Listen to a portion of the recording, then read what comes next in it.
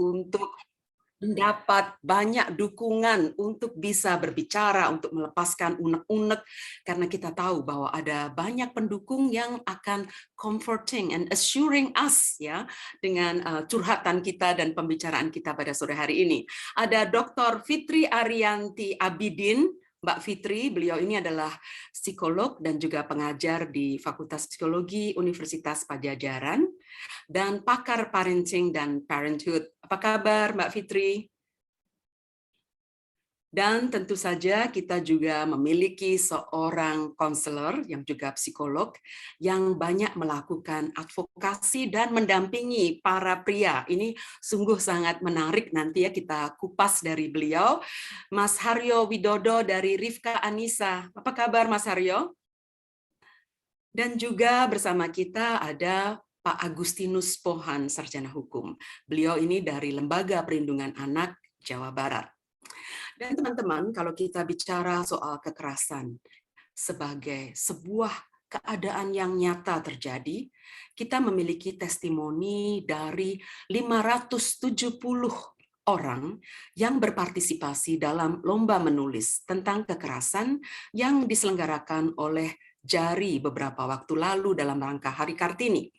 Hari ini, 2 dari pemenang lomba menulis tentang kekerasan itu hadir bersama kita, Rita Primayumi dari Bali dan Ayu Prawita. Apa kabar Rita dan Ayu? Baik, sungguh sebuah kebanggaan bahwa hari ini begitu banyak peserta yang juga bergabung di sini. Ketika kita memulai langkah untuk membicarakan kekerasan, sesungguhnya kita mengambil langkah yang pertama untuk memutus siklus kekerasan. Nah, kita harus belajar dulu nih tentang bagaimana the current situation. Bagaimana keadaan terkini di Indonesia dalam kaitannya dengan kekerasan. Bagaimana tanah air kita. Saya undang Dr. Ilsa Nilwan untuk memaparkan tentang hal ini. Bagaimana potret kekerasan di Indonesia? Silakan Dr. Ilsa.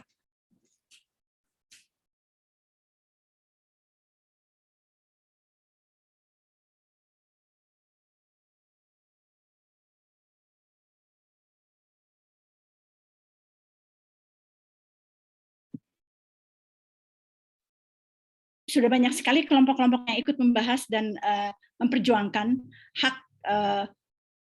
untuk merdeka dari kekerasan, ya. Nah, mungkin saya menceritakan sedikit tentang gambar yang kita bisa ungkapkan dalam pengalaman kami menangani kekerasan. Ada seorang pembantu rumah tangga yang menemukan brosur dari JARI dan berhasil membantu ponakannya yang menjadi korban kekerasan, menyeretnya ke pengadilan dan pelaku terhukum. Ya, itu salah satu bukti bahwa leaflet JARI itu ternyata bisa dipakai oleh masyarakat luas untuk menangani kasus kekerasan. Gambar lain adalah seorang perempuan yang menjadi korban geng rape dan kemudian bisa pulih dan kembali ke masyarakat, menjadi anggota masyarakat yang sehat dengan bantuan konselor JARI.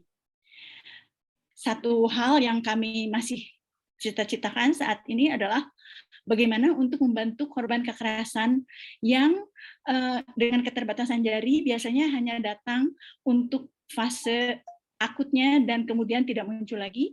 Dan kita ingin bahwa mereka kemudian juga dibantu seperti kasus yang sukses tadi. Mungkin sedikit itu saja, dan kita semua tentu sudah memperhatikan bahwa pada tanggal 8 Agustus yang lalu dalam Kick and the Show juga muncul suatu pengalaman korban kekerasan yang secara terbuka menyatakan dirinya dan mengatakan bahwa dia membuka diri itu adalah suatu proses penyembuhan. Mungkin itu yang bisa sementara saya sampaikan, bahwa masih banyak sekali di luar sana seperti yang kita alami dari 570 kasus, banyak sekali anak-anak muda yang menjadi korban. Pertama karena ketidaktahuan, kedua karena konservatisme agama di masyarakat kita yang mengental. Mungkin itu.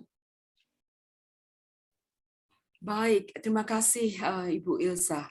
Nah, kalau kita bicara tentang rantai kekerasan, siklus kekerasan, saya ingin bertanya kepada Ibu Kristi ini. Apa sih sebenarnya yang terjadi dengan masyarakat kita? Apakah kita memiliki kultur kekerasan? Dan bagaimana kita bisa memutus siklus kekerasan itu, Bu Kristi? Kenapa masih saja terus terjadi? Sudah ada Undang-Undang Perlindungan Anak, sudah ada Juvenile Justice System, tapi tetap saja itu terjadi. What happened? Baik, selamat sore semuanya. Selamat sore Mbak Kendar, Ibu Ilsa, dan teman-teman semuanya. Sebenarnya memang kalau dari sisi peraturan sudah ada cukup banyak ya, meskipun sekarang kita masih belum memiliki undang-undang penghapusan kekerasan seksual ya, teman-teman semuanya. Kita tahu bahwa itu sangat diperjuangkan oleh kelompok yang memberikan dukungan pada korban, tapi rupanya masih cukup banyak yang belum menganggap itu penting, Mbak Kendar. Jadi kalau Mbak Kendar bertanya tentang sebenarnya apa sih yang menjadi penyebab, sesungguhnya dalam masyarakat kita memang masih ada cara pandang yang mungkin cenderung menganggap itu tuh sepele, persoalan kekerasan seksual itu sepele, tidak perlu terlalu dibesar-besarkan kok itu. Jadi cara pandang yang mungkin menganggap perempuan dan anak sebagai objek saja, sehingga kalau mengalami ya itu biasa, atau mereka yang mungkin bersalah, mereka yang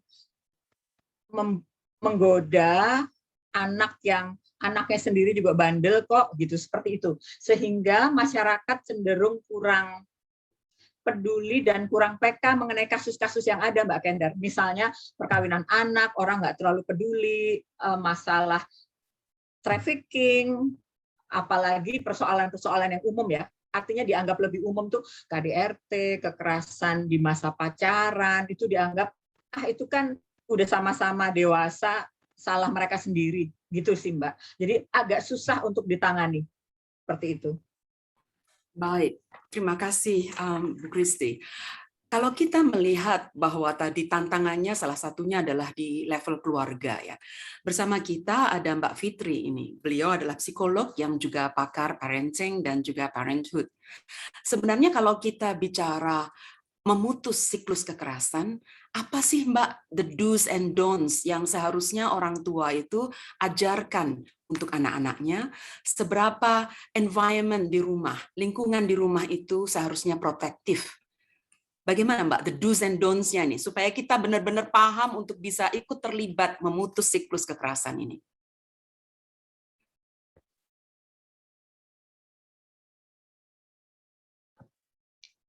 Baik, terima kasih host sudah memberikan izin. Ya, Mbak Kendar, memang kalau kita bicara tentang kekerasan ini, ada kita istilah intergenerasional ya, gitu ya, bahwa kekerasan yang dialami oleh orang tua pada saat mereka menjadi anak cenderung untuk, kalau bahasa awamnya, menurun gitu ya, ketika si anak ini kemudian menjadi orang tua, begitu ya. Nah, jadi kalau tadi Mbak Kendar bertanya do and don'ts-nya, yang pertama, do itu adalah bahwa seorang orang tua harus menyadari, begitu ya, pengalaman hidup apa yang kemudian akan sangat berpengaruh pada bagaimana cara dia berperilaku sebagai orang tua, begitu ya. Jadi dia harus, tadi Mbak Yesa mengatakan di awal bahwa ternyata keterbukaan ya, bahwa saya dulu mengalami pengalaman yang tidak menyenangkan dengan orang tua itu harus di-endorse begitu ya. Karena dengan demikian dia akan aware apa yang terjadi pada dirinya. Kalau dia sadar apa yang terjadi pada dirinya, maka dia akan dengan kesadaran juga melakukan cara-cara agar itu tidak terjadi pada anaknya, gitu. Nah, biasanya yang banyak terjadi adalah seperti itu, Mbak Kendar. Jadi dia tidak menyadari bahwa dia punya pengalaman masa lalu, begitu ya. Lalu kemudian itu dia bawa ke dalam perilaku pengasuhannya kepada anak. Begitu. Nah, kalau sudah begini, susah untuk kemudian juga memberikan literasi begitu ya pada anaknya gitu ya, bahwa yang ini disebut sebagai kekerasan, yang ini tidak begitu. Dan juga kekerasan, saya melihat bahwa dalam konteks keluarga begitu ya, ada yang unik ini ya, bahwa kekerasan yang dilakukan oleh pasangan begitu ya, kalau dialami oleh perempuan, mengapa perempuan itu banyak sekali yang bertahan dalam pernikahan yang penuh dengan kekerasan gitu ya. Itu biasanya kalau kita tanya alasannya adalah melindungi anak begitu ya. Nah, nanti mungkin ini bisa kita diskusikan apakah betul begitu ya, bertahan dalam kekerasan ini akan melindungi anak menjadi lebih baik gitu. Begitu Mbak Kendar mungkin. Terima kasih Mbak Fitri. Nah, ini saya akan kembali ke Bu Kristi karena beliau juga banyak melakukan kajian tentang gender dan juga kekerasan seksual. Nah, kalau perempuan yang menjadi korban kekerasan memutuskan untuk tetap bertahan demi anak-anaknya, lalu environment seperti apa ini yang ada di rumah Bu Kristi yang tercipta, dan contoh semacam apa yang kemudian membentuk siklus yang berkelanjutan dari budaya kekerasan ini yang pertama dikenal anak di keluarga. How can we cut it off? Gimana kita memutusnya, Bu Kristi? Mbak Kendar, mohon maaf boleh diulang. Tadi saya agak bingung karena masih di mute jadi kurang mendengar. Mungkin panitia boleh meng-unmute aja ya supaya kami lebih bisa konsentrasi. Mohon maaf. Gimana Mbak Kendar? Nah, tadi Mbak Fitri menegaskan bahwa kadang-kadang korban kekerasan di rumah tangga itu memutuskan untuk bertahan, katanya demi anak-anak. Nah, ketika si ibu memberikan contoh bahwa kekerasan itu bisa diterima dan ini semua adalah demi keutuhan rumah tangga, lalu environment yang tercipta di rumah dengan ketimpangan semacam itu, apakah ini akan memberikan kontribusi pada terus berlanjutnya siklus kekerasan karena anak melihat bahwa praktek itu bisa tetap dilakukan dan nggak apa-apa kok, bisa menerima dan everything will be fine. Bagaimana kita memutus rantai itu, Ibu?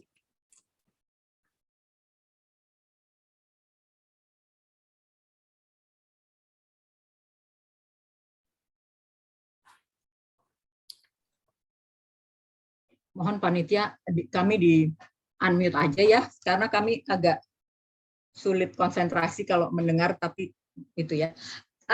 Pertanyaan Mbak Kendar tadi, apakah bisa melanggengkan siklus? Betul sih Mbak Kendar, betul. Jadi gini, yang tadi disampaikan oleh Mbak Fitri ya, ketika saya misalnya dibesarkan dalam keluarga berkekerasan, saya tidak memiliki contoh berbeda mengenai keluarga yang lebih positif, Mbak Kendar. Jadi yang saya lihat itu ya ayah saya yang mungkin memukul ibu saya, dan ibu saya yang karena frustrasi memukul saya tidak memiliki bayangan yang lain mengenai kehidupan yang keluarga yang lebih baik, sehingga meskipun ada di dalam situasi yang sangat sulit dan sangat tidak nyaman, saya juga tidak berani bercerita karena saya merasa barangkali keluarga lain semuanya seperti itu, sehingga terus berlanjut sih Mbak Kendar, demikian. Yang menyebabkan masyarakat kemudian juga menganggap itu biasa, tetapi pertolongan tidak ada,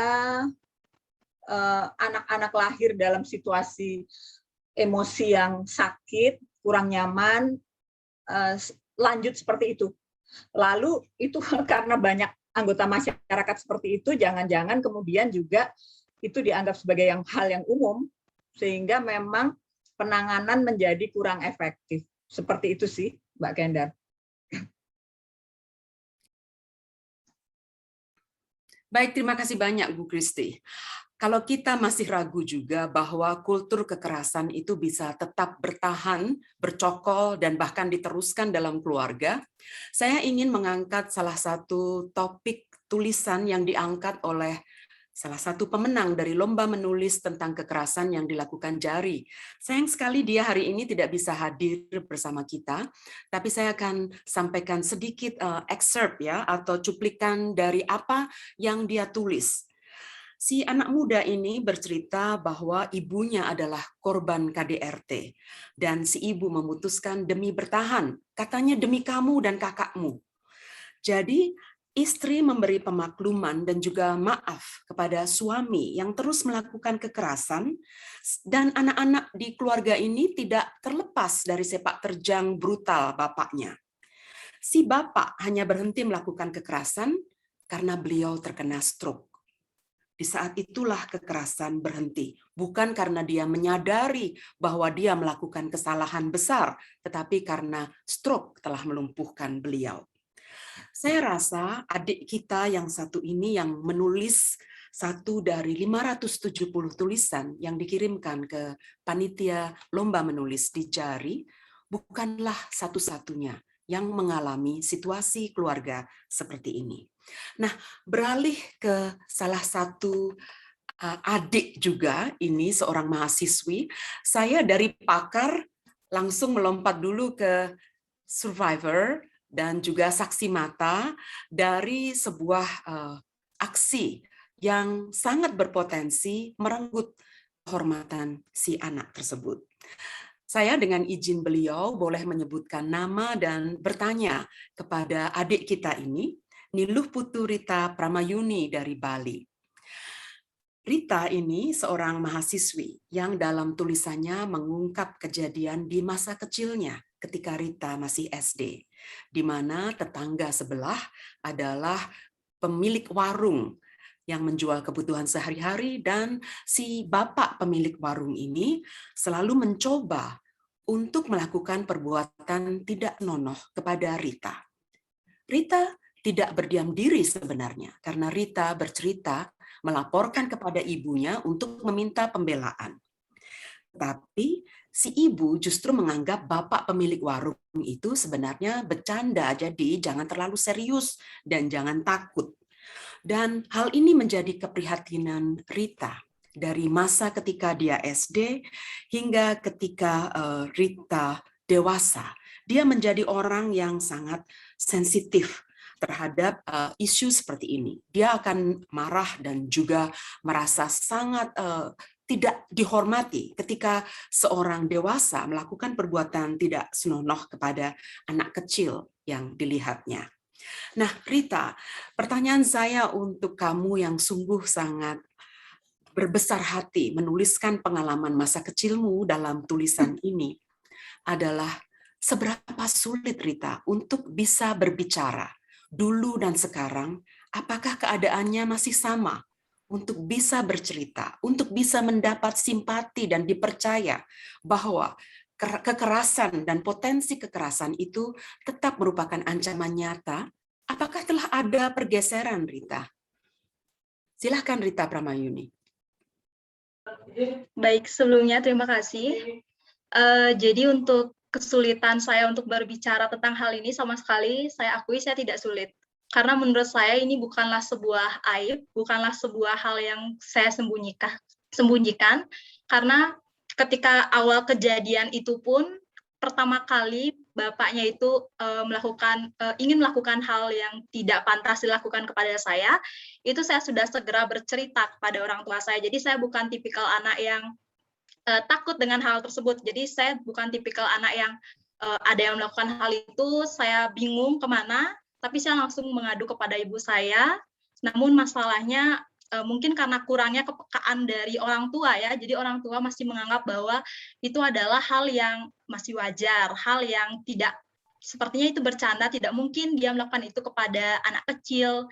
Nah itu juga yang membuat saya sampai saat ini, jika dikatakan trauma, saya lebih trauma ketika melihat anak kecil yang digitukan. Jadi saya tidak trauma melihat seandainya saya yang digitukan, karena saya masih bisa melawan, tapi saya lebih trauma ketika anak kecil yang digitukan, seperti itu.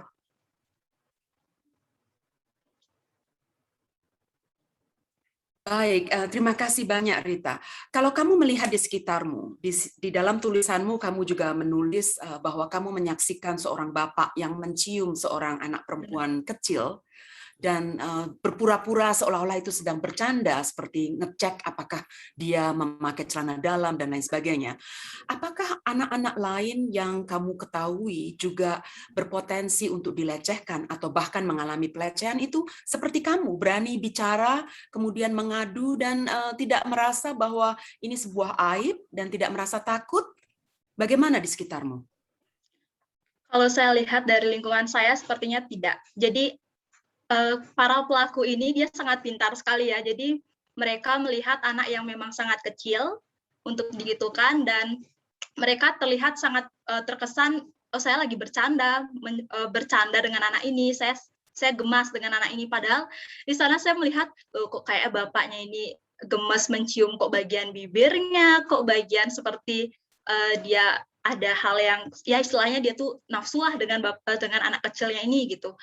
Dan anak kecilnya itu ya tentu dia tidak akan bilang, karena saya melihat juga bahwa anak kecil ini tidak mengerti dengan apa yang dilakukan oleh bapaknya, dan saya melihat orang dewasa di sekitar saya itu juga tidak masalah dengan hal itu, karena kembali lagi mereka tidak peka, orang dewasa di sekitar saya tersebut gitu. Terima kasih banyak. Saya sungguh sangat menghormati keberanian kamu dan juga tekadmu untuk melakukan pembelaan di level akar rumput. Karena justru orang-orang seperti Rita inilah yang menjadi saksi mata dan menjadi advokat yang sesungguhnya yang bisa menjangkau di tingkat akar rumput. Terima kasih Rita, terus semangat ya. Baik, saya ingin mengingatkan kepada para peserta talk show hari ini bahwa ada door prizes loh untuk 5 peserta yang aktif dalam berdiskusi, menyampaikan pendapat, tanggapan, dan pertanyaan di forum chat di sini.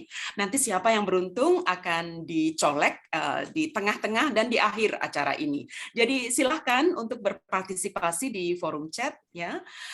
Baik, kalau kita bicara kasus nyata seperti yang dialami oleh Rita Primayuni ini, saya ingin mengajak Mbak Teti, Mbak Rismiati Kusma dari JARI. Beliau adalah konselor yang setiap saat bertemu dengan korban maupun penyintas kekerasan. Nah, kalau melihat dari pengalaman Anda sebagai konselor di JARI, Mbak Teti, apa kasus terburuk yang pernah Anda tangani?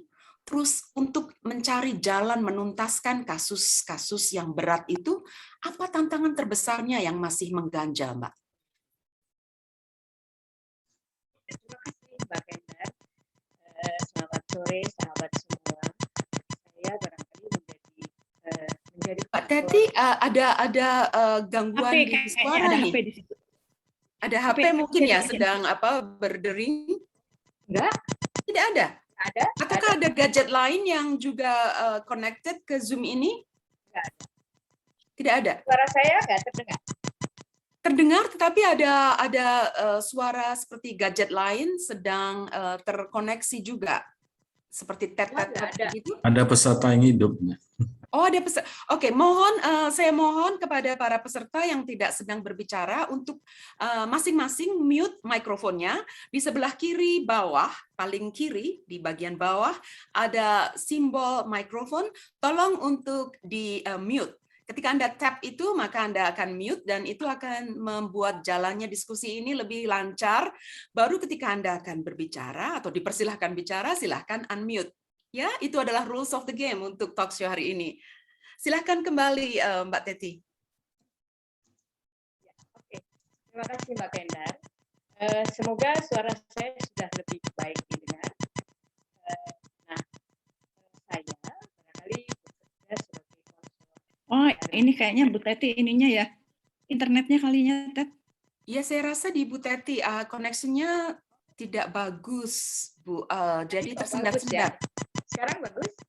Nggak ada ketukan-ketukan gitu kayak deringan.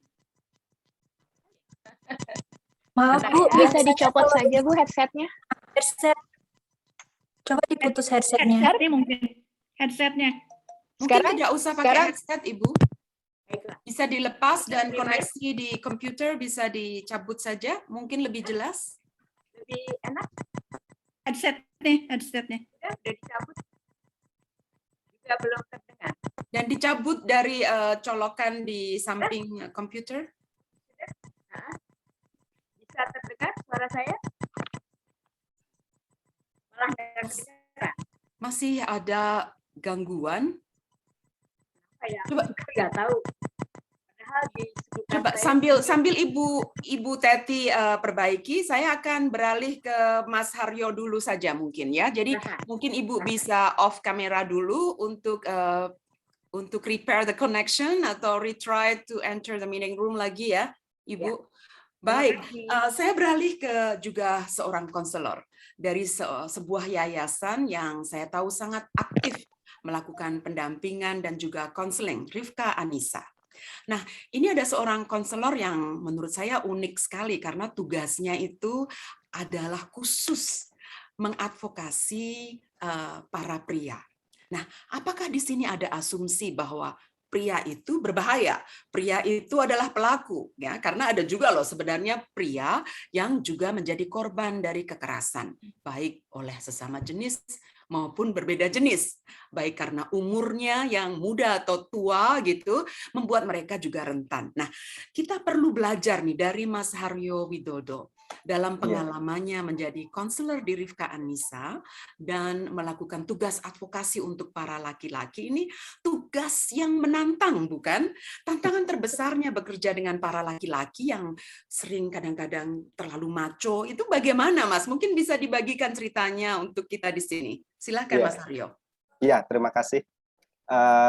Memang kan kalau di Rifka Anissa sendiri, kemudian kenapa menyasar pelibatan laki-laki dan melakukan upaya konseling laki-laki itu sebagai salah satu upaya penghapusan kekerasan terhadap perempuan. Jadi dari pengalaman Rifka itu melihat kita kan selalu menyasar konseling atau mendampingi para perempuan. Nah, selama ini dalam kasus-kasus itu ternyata faktanya laki-laki adalah jantungnya nih di dalam rumah tangga atau dalam sebuah relasi. Laki-laki adalah jantungnya kekerasan. Kita bisa lihat di di luaran sana juga siapa sih yang lebih dominan, jenis kelamin mana yang lebih dominan terlibat dalam aksi-aksi kekerasan seperti itu. Nah, tentu kemudian prosesnya kan panjang sampai akhirnya kita melakukan konseling pelibatan laki-laki atau konseling perubahan perilaku juga yang menjadi landasan awal kami itu konseling perubahan perilaku. Ternyata selama perjalanan tidak mudah juga berhadapan dengan para laki-laki gitu. Di sisi lain kemudian kan laki-laki memiliki nilai maskulinitas, nilai yang harus mereka pegang bagaimana menjadi sesosok laki-laki. Nah, pada intervensi terhadap laki-laki selama perjalanan konseling, kalau kita berbicara sebaiknya menjadi laki-laki, mungkin masih bisa kita lihat bahwa laki-laki memiliki kasih sayang, laki-laki bisa menunjukkan kasih sayang, bisa menunjukkan perhatian. Tetapi yang sulit adalah bagaimana kemudian kita berbicara pada ranah relasi kuasa, di mana hampir semua mungkin bahkan saya sendiri itu sulit melepaskan benturan ketika dibenturkan dengan nilai laki-laki itu menjadi pemimpin rumah tangga. Nah, itu adalah benturan yang paling menjadi tantangan bagi kami. Bahkan ketika kami sendiri sebagai konselor itu memiliki kesulitan karena keterbatasan, misalnya dihadapkan dengan tafsir agama. Ketika dihadapkan dengan tafsir agama, kami tidak memiliki kemampuan tafsir agama yang mumpuni, sehingga isu tentang relasi bahwa laki-laki adalah makhluk yang lebih tinggi derajatnya dari perempuan atau laki-laki sebagai pemimpin kemudian menjadi tantangan terbesar, sehingga ketika sudah obrolan dalam ruang konseling sudah sampai di sana, maka kita lihat dalam praktek sehari-hari ketika menjadi pemimpin. Nah, kemudian juga kita kembalikan pada figur-figur pemimpin yang menurut dia menjadi panutan, menjadi role model. Nah, biasanya kan kemudian para laki-laki menunjukkan bahwa ayahnya role model apa, kemudian intensi positif apa yang bisa kita ambil dari ayahnya. Nah, di situ sih tantangan terbesarnya kalau kita berhadapan dengan apa namanya para laki-laki, karena kemudian dinamika psikologisnya juga apa namanya tentang shame and pride, jadi rasa malu dan rasa kebanggaan laki-laki semua, mungkin laki-laki akan merasa bangga ketika dikatakan sebagai kamu adalah pemimpin rumah tangga. Itu berbentur dengan itu akan menjadi tantangan terbesar bagi para konselor laki-laki terutama. Baik, laki-laki adalah kepala rumah tangga, laki-laki adalah breadwinner, pencari nafkah. Kalau reaksi saya ketika mahasiswa dan membuat studi tentang undang-undang perkawinan itu, saya malah kasihan loh sama laki-laki, karena saya melihat ada banyak perempuan di antara lingkar pertemanan saya yang tampaknya jauh lebih kuat dan memiliki potensi menghasilkan fulus ya yang lebih banyak. Bukankah kasihan tuh kalau laki-laki kemudian dijadikan breadwinner, pencari nafkah utama, padahal pasangannya sebenarnya lebih perkasa, lebih berdaya, begitu ya? Baik, saya kembali ke Mbak Teti. Barangkali koneksinya sudah baik ya. Kalau tadi Mas Haryo sharing tentang bagaimana konseling untuk laki-laki, kalau di pengalaman Mbak Teti sebagai konselor di Jari, kasus terberat apa nih Mbak yang pernah ditangani? Dan menuntaskannya, apa nih tantangannya? Ya. Baik, terima kasih Mbak Kendar. Apakah sudah lebih baik sekarang? Ya, sekarang bagus. Ya, oke. Nah, baik Mbak Kendar, kalau saya sebenarnya pengalaman di Jari ini sudah cukup panjang ya. Sepanjang Jari ada, saya sudah ada di situ. Jadi kalau dilihat panjangnya saya di Jari memang sudah sangat panjang. Sudah banyak kasus yang ditangani, tapi yang paling menarik ada satu, Mbak. Kasusnya adalah pelakunya adalah seorang pejabat tinggi negara. Itu kalau menurut saya itu suatu tanda bahwa kasus kekerasan itu bisa dilakukan oleh siapapun. Tidak berkaitan dengan jabatan dia, dengan pendidikan. Ini kasus yang saya tangani dan sangat menarik. Ini tadi dilakukan oleh seorang pejabat tinggi negara terhadap anak gadisnya yang berusia 16 tahun. Kenapa? Karena istrinya sudah almarhum. Kebetulan anaknya hanya satu. Jadi mereka di rumah itu hanya berdua. Nah, si bapak ini selama bertahun-tahun melakukan pelecehan terhadap anak gadisnya. Nah, kapan ketahuannya? Ketika bapak ini menikah lagi dengan seorang wanita, kemudian istri yang baru ini, dia suka kaget gitu ya. Kenapa ya suami aku kalau malam tuh suka nggak ada di kamar? Kemana ya suami aku gitu. Terus dia sempat keluar. Oh, masuk ke kamar anaknya. Barangkali dia ngecek gitu ya. Jadi ibu ini merasa tidak ada apa-apa. Nah, tapi ini bukti bahwa sebagai anak perempuan dengan dominasi dari ayahnya, sama sekali dia tidak pernah cerita pada siapapun bahwa aku adalah korban pelecehan dari ayahku sendiri. Nah, hal ini diketahui ketika si istri mengikuti suaminya, dia mau ngasih nasihat apa sih, sering banget sih ke kamar anaknya gitu. Nah, dari situlah istri yang baru ini baru tahu ternyata suaminya adalah pelaku kekerasan seksual terhadap anaknya sendiri. Nah, yang sangat surprise adalah istri yang baru ini kemudian bertanya kepada anak tirinya, dan disitulah kalau menurut saya titik balik munculnya yang disebut merdeka dari kekerasan. Apa artinya? Si anak ini bisa cerita segala macam kepada ibu tirinya, dan kemudian mereka kompak menjadi satu tim untuk pergi dari rumah. Nah, setelah kedua orang ini pergi, si bapak kelabakan. Dia takut kasus ini dibuka. Nah, disitulah terjadi kekerasan yang kedua, Mbak. Apa maksudnya? Kami sebagai relawan di Jari diancam karena dia punya power. Nah, itu kalau menurut saya satu kasus yang membuktikan bahwa merdeka dari kekerasan itu sesuatu yang harus diperjuangkan sekalipun pelik. Artinya, kalau dilihat di sini, kami sebagai relawan jadi korban yang kedua dari kekerasan. Karena setelah itu banyak sekali para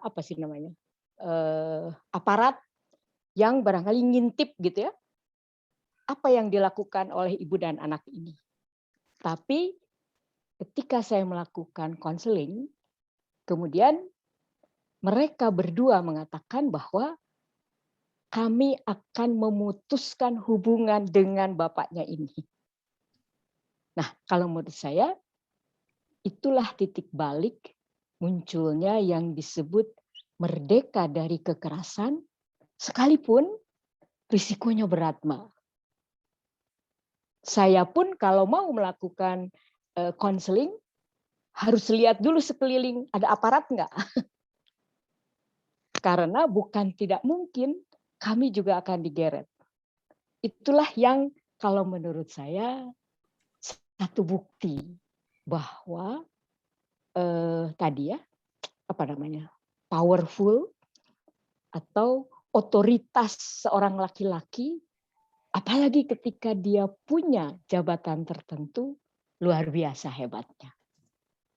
Nah, ini barangkali satu contoh di mana kami menjadi kompak untuk kemudian keluar dari kekerasan tersebut, sekalipun si anak dan ibu tirinya hilang segala hak dan mereka siap untuk menghadapi ini. Itu barangkali kasus yang paling kalau menurut saya luar biasa. Ancamannya banyak, tapi kita terus berjuang untuk lepas dari kekerasan ini. Terima kasih, Mbak. Terima kasih banyak, Mbak Teti. Sungguh ceritanya powerful sekali ya, dan saya kaget tapi juga teringat pada suatu cerita yang disampaikan oleh salah satu penulis yang juga mengirimkan karyanya untuk lomba menulis tentang kekerasan yang dilakukan oleh Jari. Adik kita ini ada bersama kita hari ini, Ayu Prawitasari. Ayu Prawita. Ayu adalah kini seorang jurnalis yang banyak melakukan advokasi juga untuk menciptakan environment yang protektif bagi anak dan perempuan. Nah, saya akan cuplik sedikit tentang apa yang disampaikan Ayu dalam tulisannya. Ini sangat menyentuh ya, dan saya nangis loh Ayu baca tulisan ini. Saya akan cuplik sedikit di sini untuk teman-teman dengarkan. Sosok jahat itu, suami bibiku, mengetuk semua jendela rumahku. Dia berkata keras-keras bahwa dia tahu aku bersembunyi. Tanganku mengepal mendengar suaranya. Meski wajahku penuh air mata, ketakutan dan kemarahan membuatku yakin bahwa berbaring di bawah lemari bersama debu dan serbuk kayu adalah cara menghindar terbaik. Aku yakin bisa melewatinya dengan selamat. Lamat-lamat aku mengirim pesan pada Tuhan. Aku tak mau sosok itu memaksaku lagi melayani hasratnya. 11 tahun sangat lama, Tuhan. Aku lelah dipaksa melayaninya. Aku takut. Tapi sekarang aku lelah dan jijik. Aku bukan anak SD lagi yang dengan iming-iming permen dan es krim bisa patuh padanya. Aku sudah SMA dan saatnya kini aku melawan. Tulisan ini sungguh membuat saya bisa merasakan rasa sakit, pilu, ketakutan, dendam, dan begitu banyak emosi yang semuanya tercampur dalam paragraf ini. Dan itu bukan paragraf satu-satunya. Ayu menemukan sosok seorang suami yang sangat suportif.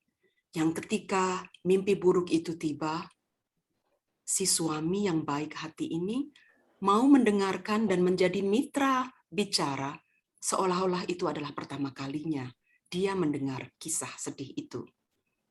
Dan dia siapkan teh hangat untuk si istri. Ayu, cerita yang sangat powerful.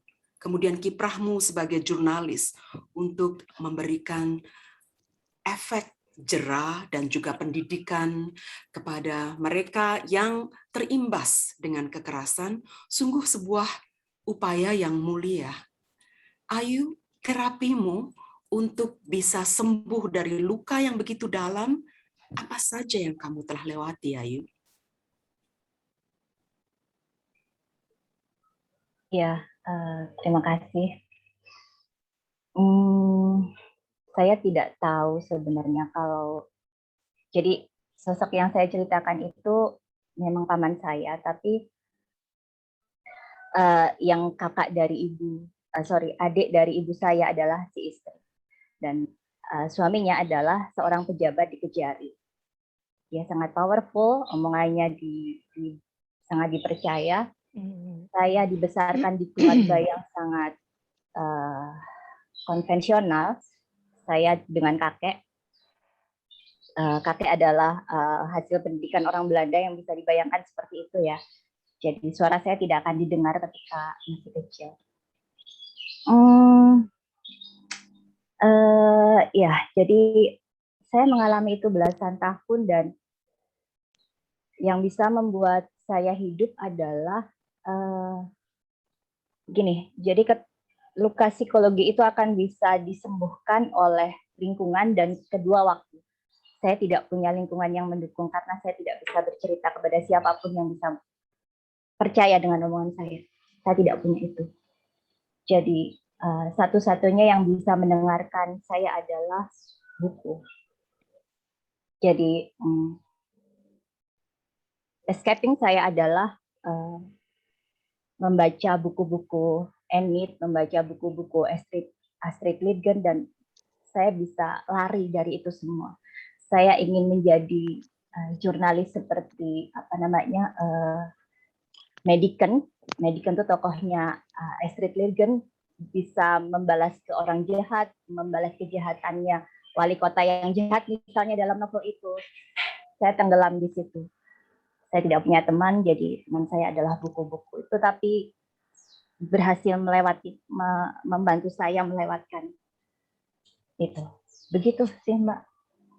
Itu yang membuat saya bisa bertahan. Kalau sekarang saya kan lebih bisa mengutarakan apapun ya, karena saya mempunyai pekerjaan yang saya bisa. Akhirnya saya sadar juga bahwa semua orang itu setara gitu. Banyak juga pejabat yang ya seperti itu gitu. Itu bisa kelihatan di NGO yang di sekitar saya akrab. Oh, ada seperti ini, dan itu memang harus ditulis gitu. Kita harus karena tulisan di media pun tulisan yang sangat maskulin, yang dikehendaki masyarakat ya tulisan maskulin, tulisan pemerkosaan, tulisan yang seperti itu, yang perempuan itu sebagai objek gitu. Itu yang harus saya lawan. Begitu, Mbak. Terima kasih banyak Ayu, ceritamu sungguh sangat menginspirasi dan saya kagum pada kekuatanmu dan juga dukungan yang akhirnya kamu temukan dari suami ya. Semoga Ayu akan semakin kuat dan bisa menginspirasi kita semua. Terima kasih ya Ayu. Nah, kalau kita bicara tentang para pelaku ini, kemudian kita bicara tentang apa yang bisa dilakukan oleh perangkat hukum, penegak hukum, dan juga lembaga-lembaga yang memberikan pendampingan kepada para korban dan penyintas kekerasan, saya ingin bertanya nih pada aktivis dari Lembaga Perlindungan Anak Jawa Barat, Pak Agustinus Pohan. Pak Pohan. Nah, sebenarnya kalau kita lihat perangkat hukum yang ada, kemudian juga kita lihat hukuman yang dijatuhkan kepada para pelaku, apakah efek jera ini sudah benar-benar bisa dikenalkan di sini dan apakah sudah efektif? Kalau belum efektif, apa yang masih salah nih, Pak Pohan?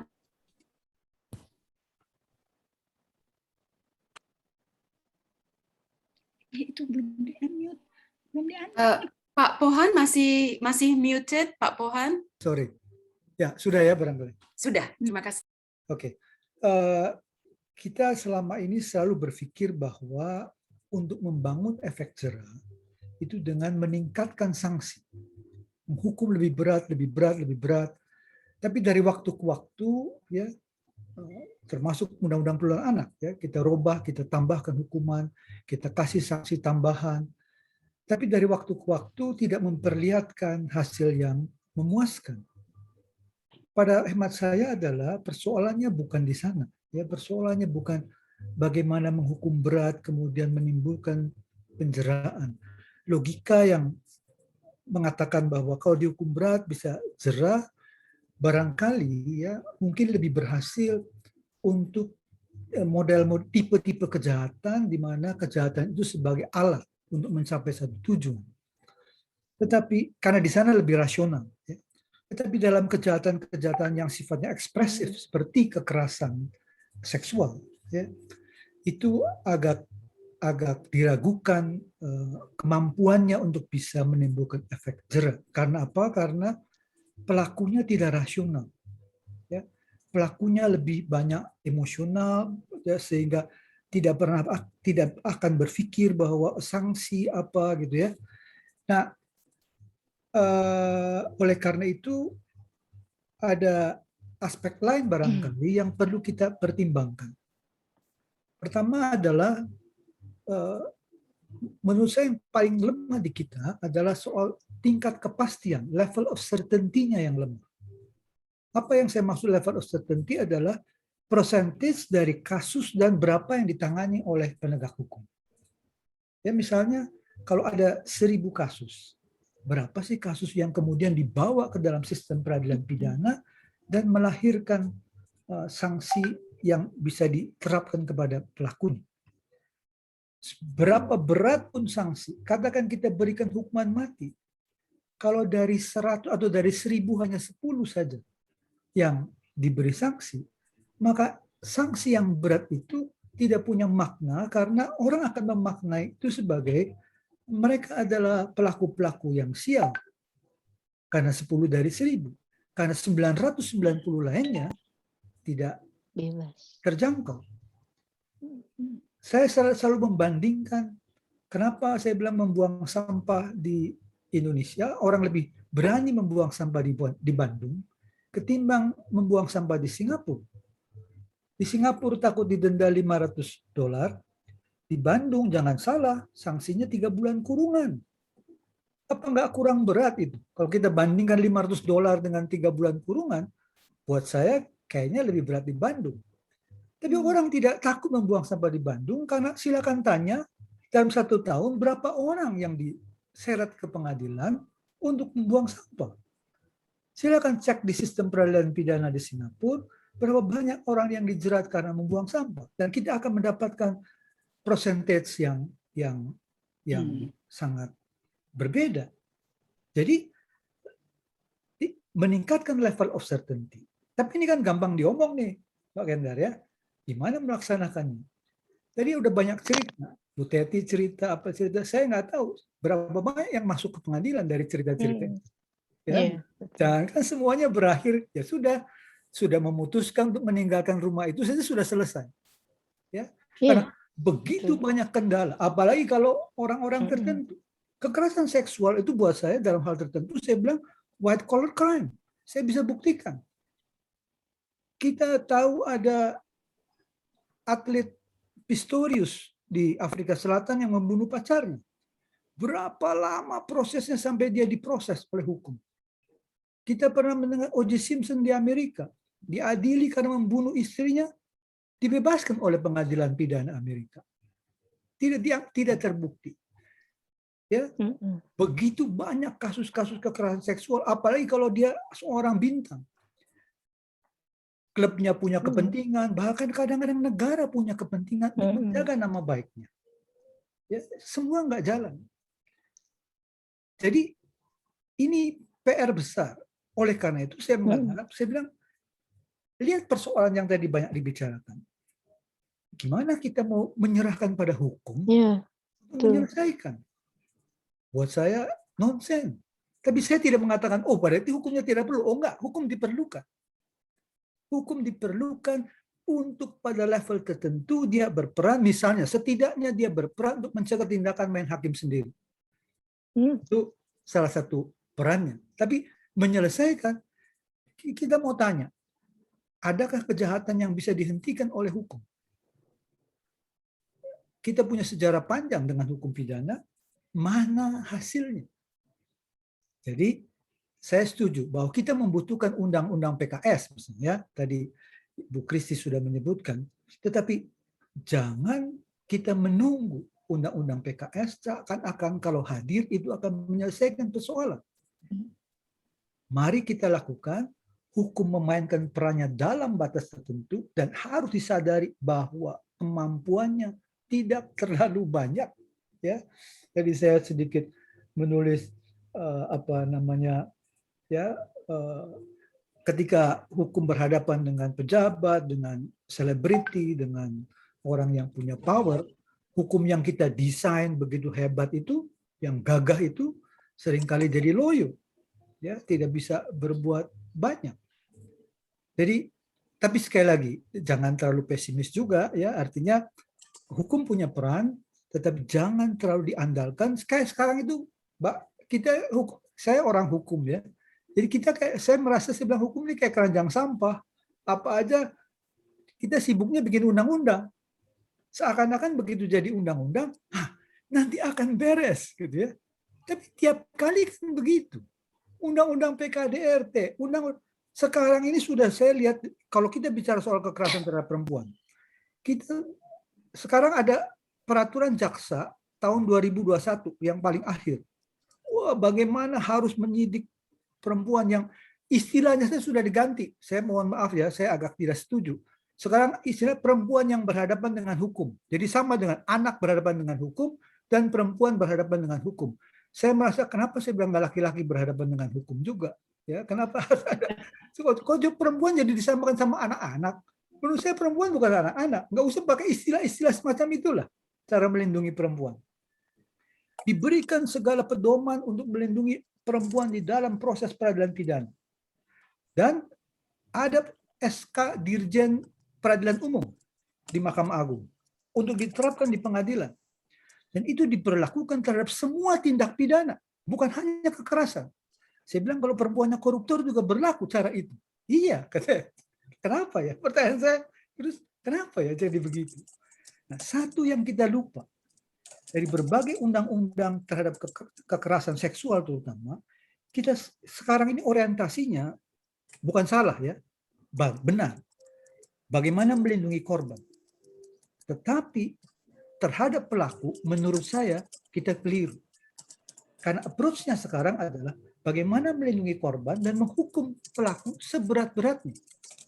Pada hemat saya adalah bagaimana melindungi korban dan bagaimana memulihkan pelaku seefektif mungkin. Bukan menghukum seberat-beratnya, tapi memulihkan dia. Karena dia juga orang bermasalah. Dia harus mendapatkan treatment yang tepat, bukan dibalas tanpa makna. Untuk apa kita membalas 1-2 orang?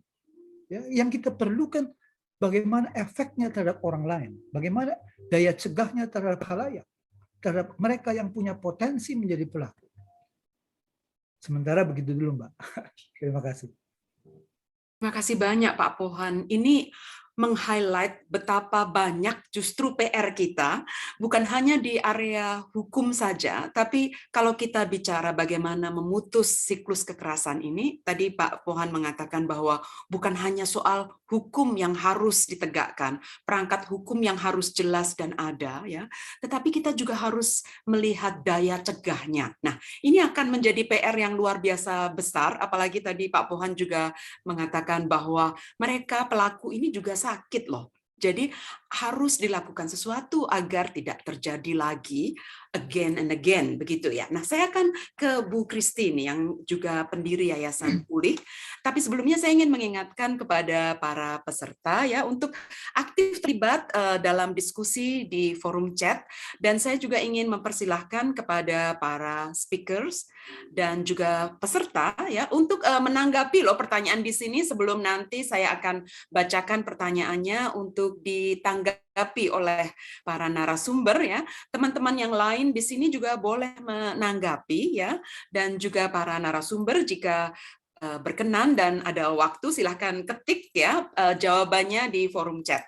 Nah, saya beralih dulu ke Ibu Kristi. Oh ya, satu lagi peserta yang aktif nanti bisa dipilih untuk memenangkan door prize loh. Jadi jangan ragu-ragu ya, door prize akan diumumkan di menjelang akhir acara ini.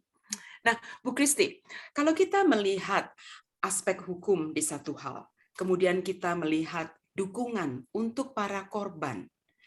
Organisasi seperti Pulih ya, Yayasan Pulih ini memberikan dukungan untuk mereka yang mengalami trauma dan juga menguatkan psychosocial support-nya.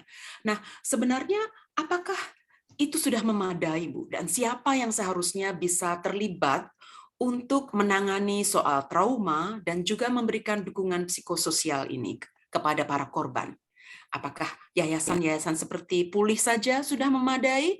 Atau apa nih peran yang bisa kita semua lakukan, citizens dan juga netizens ya, karena sekarang banyak sekali netizens yang juga memberikan dukungan untuk orang-orang yang mengalami masalah. Bu Kristi silahkan. Baik, terima kasih Mbak Kendar. Apakah yang dilakukan Yayasan Pulih memadai? Saya rasa belum, banyak sekali yang harus dilakukan. Mungkin saya boleh mengacu ke jawaban Pak Agustinus tadi ya Mbak ya. Jadi ada banyak hal yang saya setuju dari yang disampaikan oleh Pak Agus.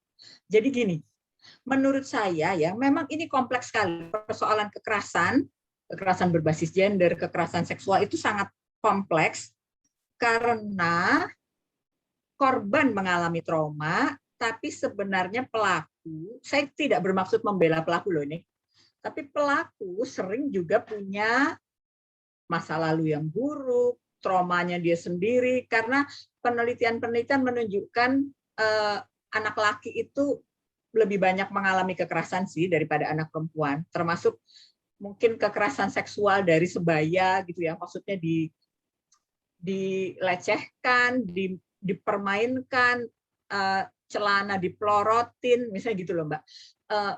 Misalnya itu ya, jadi ada luka batin juga di pelaku sehingga ketika pendekatan misalnya konseling kepada pelaku itu sifatnya hanya tanda kutip kamu salah nih, kamu nih harusnya menghormati istrimu, mental.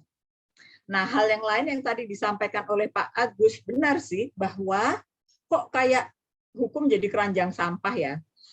Mengapa? Karena memang masyarakat kita kompleks banget nih Mbak Kendar. Di satu sisi kita cenderung bias, maksudnya nih itu cuman gitu doang kok.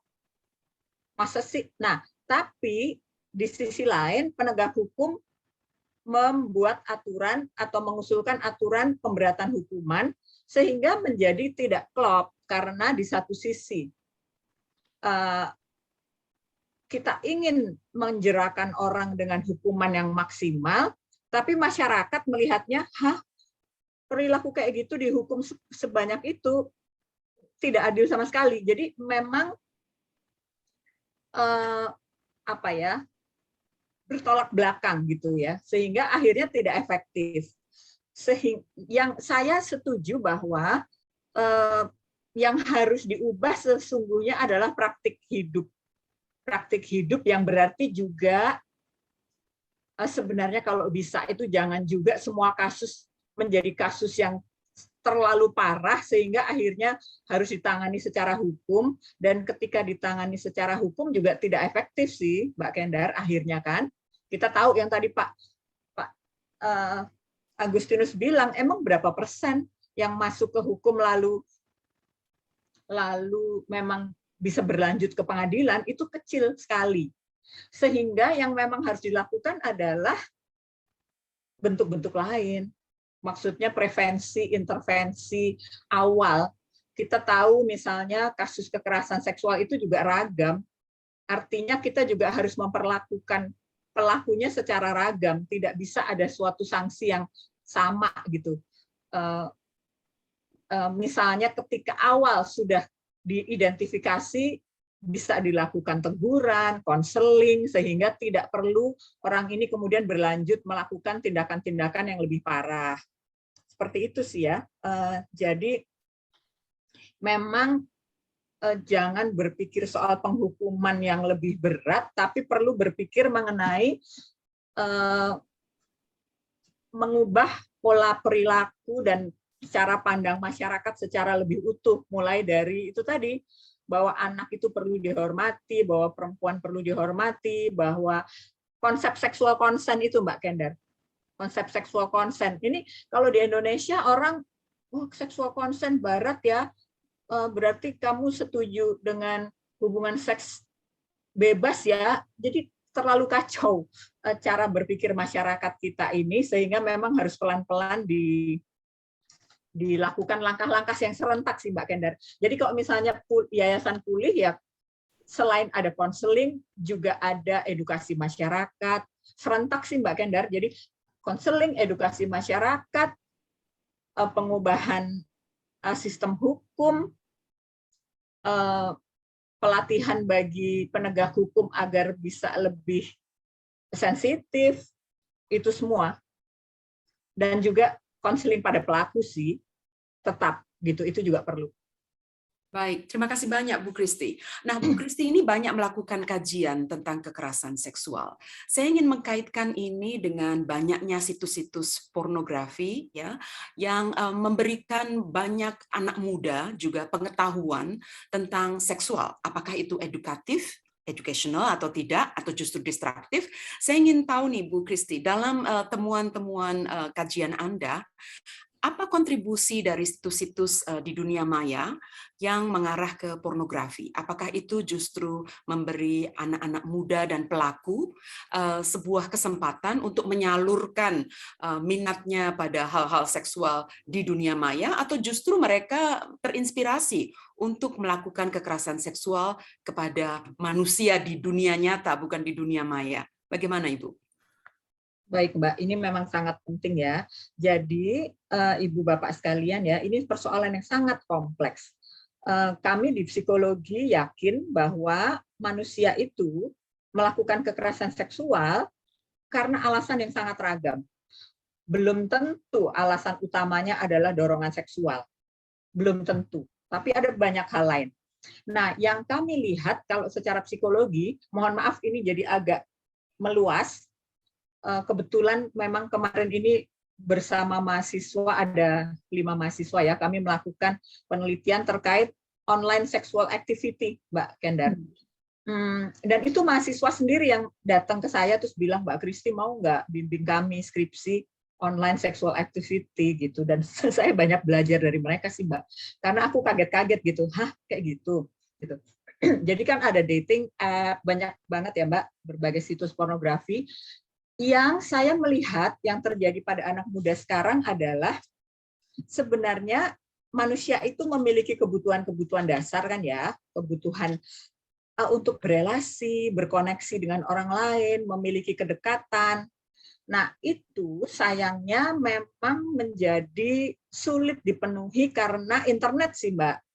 Maksudnya gara-gara PJJ, karena semua online, akhirnya kita jarang bertemu, kita mungkin juga kurang diberi tepukan kasih sayang oleh orang tua kita. Jadi mungkin ibu ke anaknya juga, Adek, lewat WhatsApp lagi. Dek, jangan lupa belajar. Dek, kamu udah minum obat belum? Hal-hal yang membuat anak muda itu berkekurangan afeksi, lalu mereka kemudian sepertinya karena sulit menanganinya, kegelisahannya disalurkan lewat hal-hal lain. Dan biasanya kegelisahan itu lebih mudah disalurkan ya lewat seks sih, Mbak. Maksudnya nonton pornografi dan seterusnya. Nah, jadi kalau ditanya apakah itu dampaknya positif atau negatif, saya akan cenderung menganggap itu dampaknya negatif karena anak-anak muda sekarang terlalu cepat, sebagian loh, saya nggak bicara semua, cukup banyak yang terlalu cepat masuk kepada relasi seksual tanpa, beda dengan di masa lalu lah. Maksudnya tuh dulu kita dekat dulu, kita saling mengenal, baru masuk ke yang lain. Kalau ini kan kebutuhan akan kedekatan diselesaikan lewat hubungan seksual yang masa kini juga ada anak-anak muda yang melakukan casual sex ya Mbak, jadi tanpa komitmen.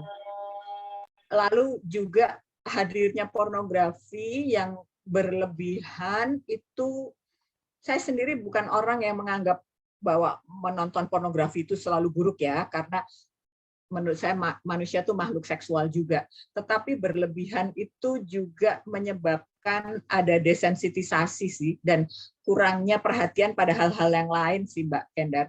Sehingga cenderung lebih negatif. Saya akan melihatnya cenderung lebih negatif. Apalagi sekarang Mbak, kan kita tahu kekerasan-kekerasan seksual yang lewat internet.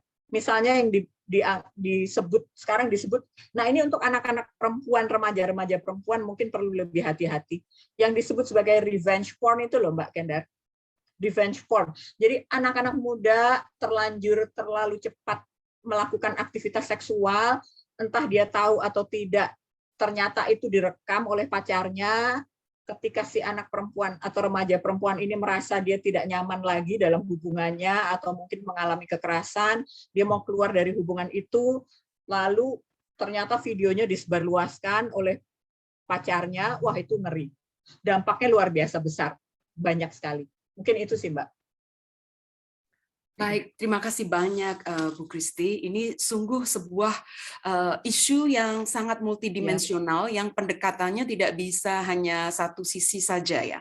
Nah, di forum chat ini sudah ada banyak pertanyaan dan juga tanggapan. Saya undang kepada para narasumber di sini untuk silahkan loh menanggapi, gitu, boleh diketik gitu. Saya akan baca dulu nih salah satu pertanyaan dari Arta ini tentang bagaimana cara menghilangkan atau bisa selamat dari semboyan asal Bapak Senang yang memiliki kuasa atas terjadinya kekerasan terhadap anak maupun perempuan. Nah, ini kayaknya pertanyaan cocok untuk konselor nih ya. Mungkin saya arahkan ke Mbak Teti deh, konselor dari Yayasan Jari. Bagaimana ini Mbak untuk bisa lari atau menghindar dari sekedar asal Bapak senang saja, terutama yang memiliki kuasa atas terjadinya kekerasan terhadap anak maupun perempuan. Silahkan Mbak Teti.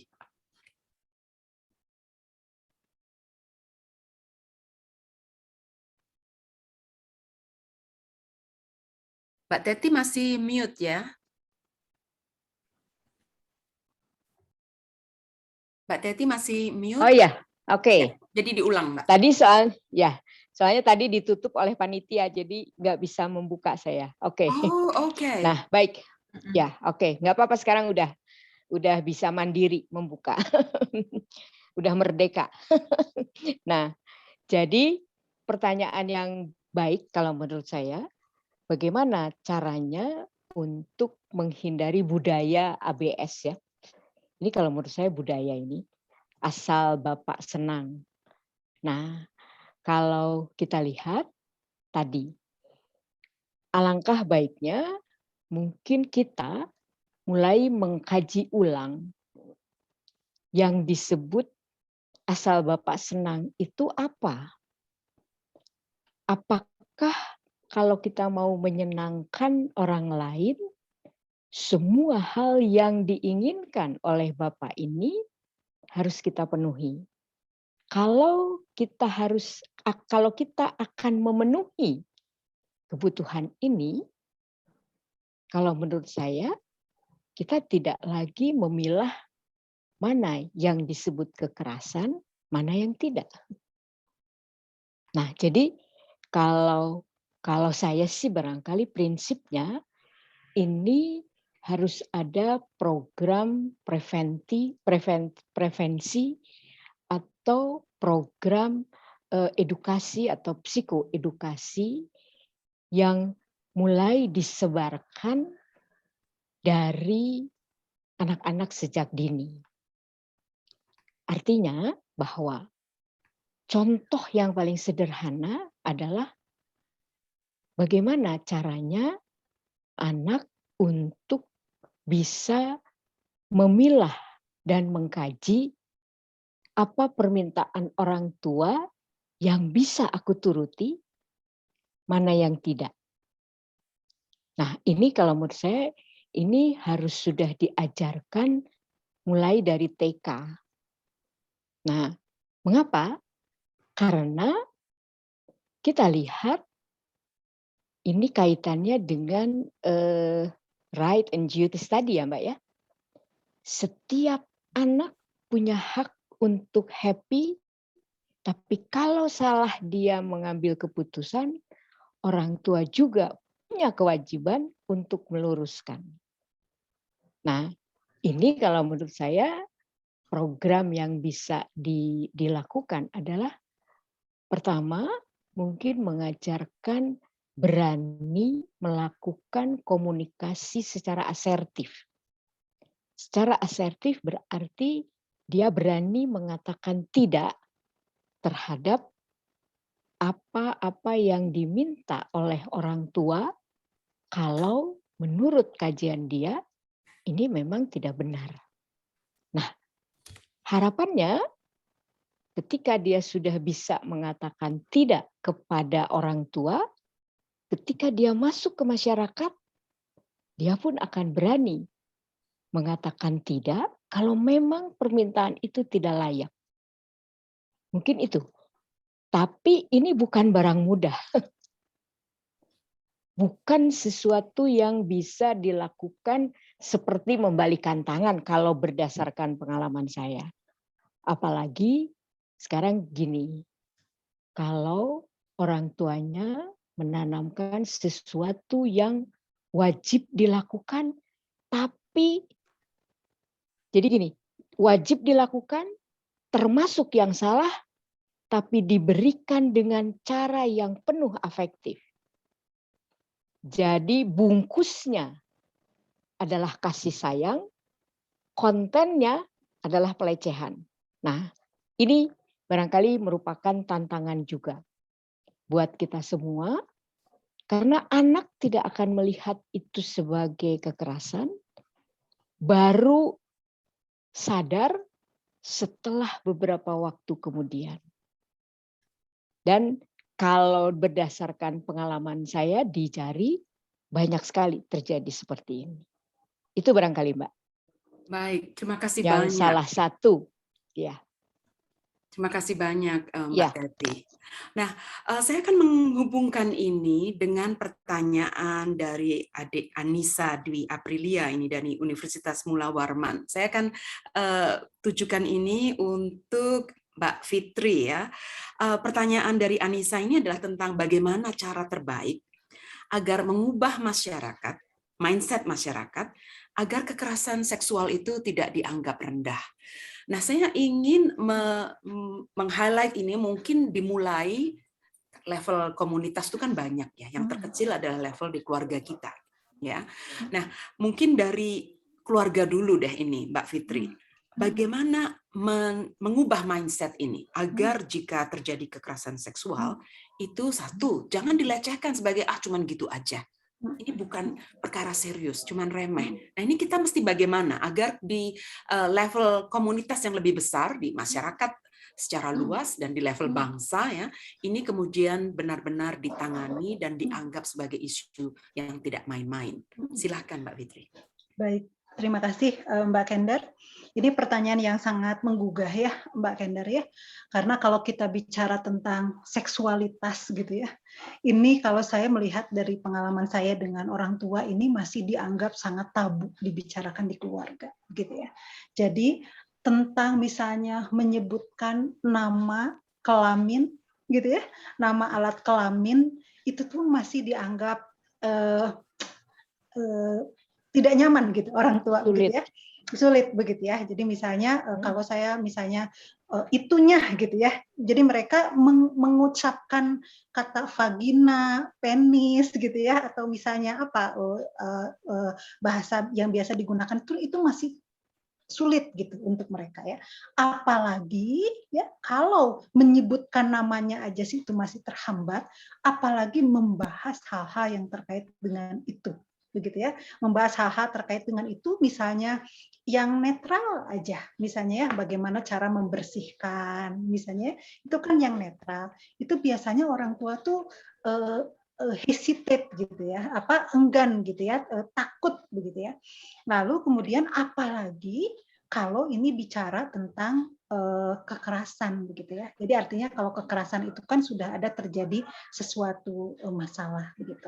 Jadi kalau menurut seringkali kembali ini Mbak Kendar ya, orang tua itu memang karena tidak tahu, katanya kan sesuatu yang tidak kita ketahui itu akan membuat kita menjadi takut begitu ya. Karena dia tidak tahu, dia sendiri tidak punya pengalaman membicarakan itu atau diajak bicara tentang itu oleh keluarganya maupun lingkungan yang lain, maka ketika dia menjadi orang tua, dia menjadi takut ketika akan membicarakan itu dengan anak gitu. Jadi biasanya yang ditakuti itu adalah nanti kalau anak saya nanya ini gimana gitu ya. Jadi misalnya bertanya anak misalnya bertanya, Bu, perkosaan itu apa sih gitu. Kita tuh udah takut gitu. Kalau saya jawabnya gini tuh nanti anak saya gimana gitu. Jadi menurut saya yang harus dilakukan sekarang memang strategi sekali ya, ini adalah edukasi pada orang tua, Mbak Kendar gitu ya, untuk minimal tidak menganggap membicarakan seksualitas itu tabu gitu ya, karena kalau misalnya dianggap tabu, apalagi kalau anaknya nanti menjelang remaja ya, semakin misterius kan semakin menantang begitu ya. Itu. Jadi kita betul tadi kata Bu Kristi ya, memang harus tidak bisa satu pihak ya Bu Kristi ya, harus dirempuk gitu ya oleh berbagai pihak dengan bidangnya masing-masing begitu. Terima kasih banyak Mbak Fitri. Nah, inilah saat kita mengapresiasi para relawan dan organisasi-organisasi kerelawanan. Kalau bangsa kita selalu bangga dengan tradisi gotong royong, kerelawanan itu bukankah sudah seharusnya menjadi ciri khas kita untuk mendukung upaya-upaya dan kerja keras yang memang sungguh membutuhkan dukungan semua orang, baik di level individual, keluarga, sekolah, dan komunitas di tingkat yang lebih besar lagi.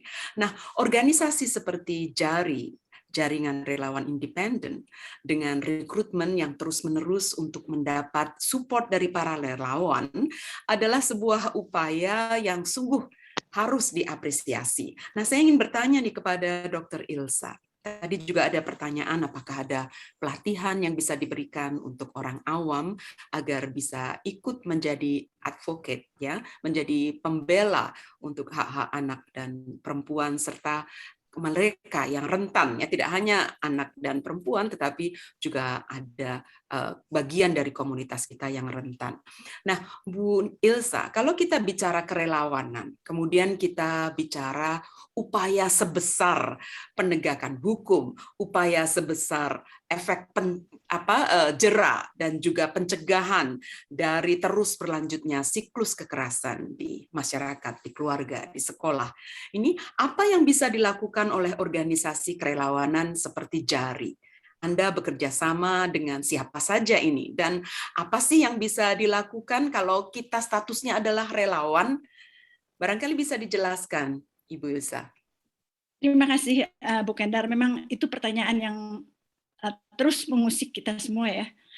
Bagaimana kita bisa bersama-sama mengatasi masalah besar yang disebut kekerasan terhadap perempuan dan anak. Jadi kalau kita sudah yang saya tadi cerita, kita bikin ini nih. Kita bikin leaflet ya. Dan ini dipakai untuk melatih orang tua, guru untuk berkomunikasi dengan anak-anaknya. Itu prevention ya. Nah, yang melakukan tentunya kegiatan ini adalah relawan. Tapi kita juga melakukan penyebaran gagasan. Contohnya, kita katakan sekarang mungkin soal maskulinitas patriarki itu yang mesti kita rubah menjadi maskulinitas yang transformatif, seperti yang dilakukan oleh Rifka Anissa dengan Pak Hayo ya. Jadi laki-laki yang keren itu nggak usah yang galak atau seperti tentara gitu ya, tapi yang ada afeksi tapi punya ketegasan misalnya. Jadi di tingkat gagasan pun kita harus mulai kembangkan. Nah, orang tua waktu mendapatkan brosur ini ternyata berterima kasih. Karena yang seperti Bu Teti katakan tadi, soal tabu, atau Bu Kristi juga katakan, orang tua tuh risih karena tidak pernah membahas hal-hal yang seksual secara terbuka. Jadi pada anak-anak itu dijelaskan, ini namanya penis, ini namanya vagina, gitu kan. Jadi mereka bisa, si orang tua terima kasih karena dengan brosur itu mereka bisa ngobrol dengan anaknya.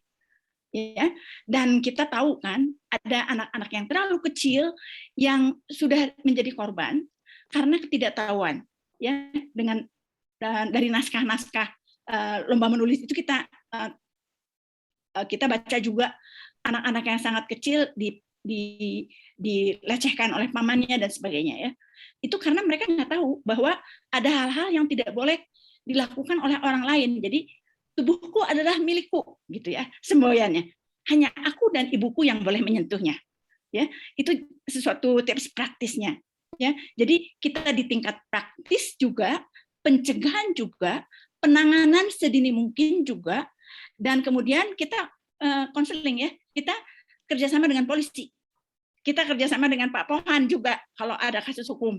Kita kerjasama juga dengan forensik medicine ya pada kasus visum.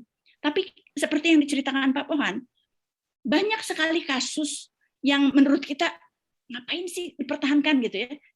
Terpaksa ibu-ibu itu mengurungkan niatnya untuk pisah karena ketergantungan ekonomi gitu.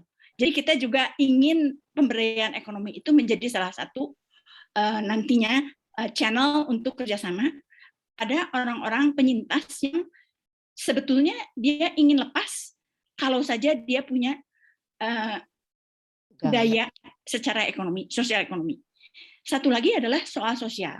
Banyak juga kasus-kasus yang saya lihat tidak berani cerai karena nama baik, ya, karena sanksi sosial, status janda itu yang jelek gitu ya. Jadi itu juga barangkali perlu ditangani di tingkat gagasan ya. Idenya bahwa perempuan mandiri, perempuan yang tidak menikah. Sekarang kan ada yang mengatakan, masih ada yang mengatakan, kasihannya dia berhasil di karir, tapi kok nggak kawin gitu. Ya, padahal kalau kita bandingkan, perempuan yang bahagia karena tidak menikah mungkin lebih banyak daripada perempuan yang menderita karena menikah dengan pasangan yang salah gitu. Itu mungkin sementara. Makasih. Makasih banyak Bu Ilsa. Ini pertanyaannya ada banyak banget loh. Nanti ada kemungkinan tidak akan bisa dibacakan satu persatu ya. Jadi saya encourage, saya mohon juga untuk para narasumber dan whoever is in the know ya, siapapun yang memiliki wawasan dan pemahaman yang baik tentang topik-topik yang ditanyakan oleh para peserta ini, monggo loh ya, mangga silahkan untuk dijawab di forum chat juga. Jadi ada pencerahan ya. Saya akan bacakan dari Opi ini, dari Man. Pertanyaannya adalah apa yang harus dilakukan oleh seorang anak di bawah umur yang telah mendapat kekerasan, baik secara seksual maupun verbal, oleh keluarga atau orang terdekatnya.